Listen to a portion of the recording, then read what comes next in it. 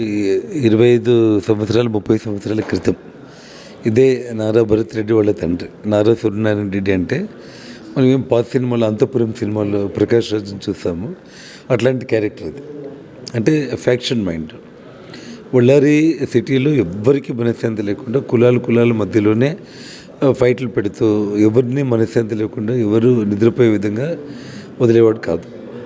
అట్లాంటి దుర్మార్గులపైన మేమందరం అన్నదమ్ముళ్ళము శ్రీరాములతో కలిసి ఫైట్ చేసి ఒక మున్సిపాలిటీ నుంచి పార్లమెంటు నుంచి ఎమ్మెల్యేలంతా గెలిచి ప్రభుత్వం వచ్చి అధికారం వచ్చిన తర్వాత అభివృద్ధికి సంబంధించిన విషయంలో బెంగళూరు మహానగరం తర్వాత బళ్ళారి ఆ స్థాయి నగరం కావాలనేటువంటి సంకల్పంతో మేము పనిచేసాం. కానీ ఇవాళ ఇటువంటి సేమ్ ఆ నారా సూర్యనారాయణ రెడ్డి కొడుకే వీడు నారా భరత్ రెడ్డి. వీడికి అదే దుర్మార్గపు ఆలోచనలు బళ్ళారి సిటీ నిండా మీకు ప్రతి వార్డులో, ఎందుకంటే ఇక్కడ పుట్టి పెరిగినాం మేము, ఈ ఊరిని సర్వనాశనం చేస్తూ ఉన్నాడు.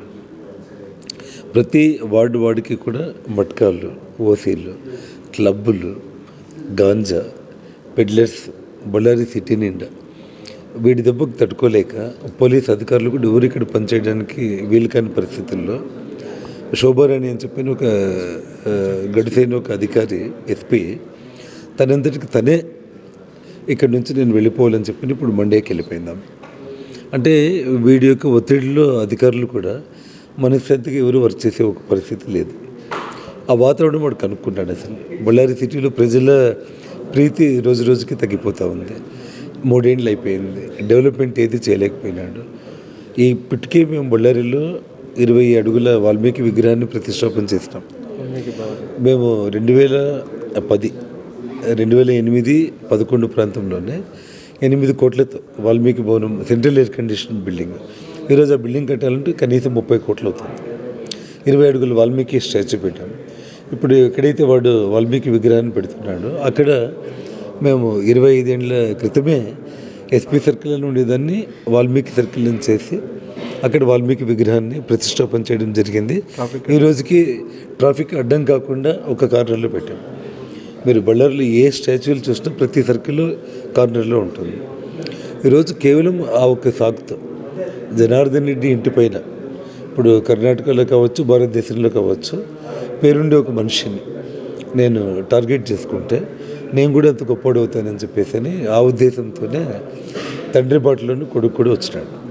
అయితే కాబట్టి బళ్ళారి ప్రజలు వాడికి బుద్ధి చెప్తారు. నిన్న నా పైన ఫైరింగ్ చేయడం కానివ్వండి, మన ఇంటి పైన ఫైరింగ్ చేయడం, సోడా బాటిళ్ళు, బీర్ బాటిళ్ళు, పెట్రోల్ బాంబులు, రాళ్లతో అటాక్ చేయడం, ఇవన్నీ కూడా మనము ఈ పాత 30 ఏళ్ళ క్రితం తెలుగు సినిమాల్లో ఈ ఫ్యాక్షన్ మూవీస్లో చూస్తూ ఉంటాం. ఫ్యాక్షన్లు విన్నాం కూడా, ఎందుకంటే మన బంధువులందరూ కూడా రాయలసీమలో ఉన్నాం కాబట్టి ఆ ఫ్యాక్షన్ రాజకీయాలు ఎట్లుంటాయని తెలుసు.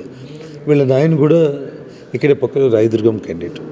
సో వాడికి కూడా ఈ ఫ్యాక్షన్ అంటే చాలా ఇష్టం అనమాట. వాళ్ళకి ఎంతసేపు క్రిమినల్స్ కొట్టుకోవడము, జనం చావడం అంటేనే వాళ్ళకి ఇష్టం. సో కాబట్టి తండ్రి పాటలు కొడుకు నడుస్తున్నాడు, ప్రజలే తీర్మానిస్తారు.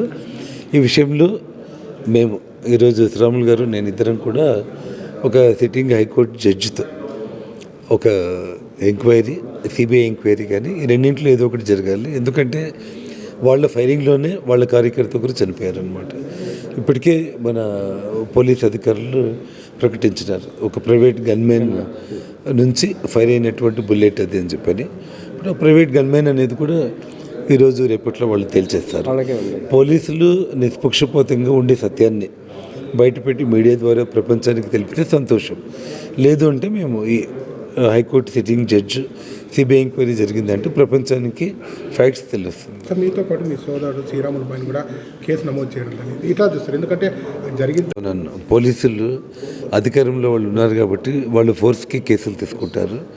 మేము కూడా కేసులు ఇంకొంచెప్పట్లో నేనే కేసు పెడుతున్నాను, మన వాళ్ళు కేసులు పెడుతూ ఉన్నారు. కాబట్టి పోలీసులు ఎంక్వైరీలు ఏం సత్యం అనేది బయటకు వస్తుంది.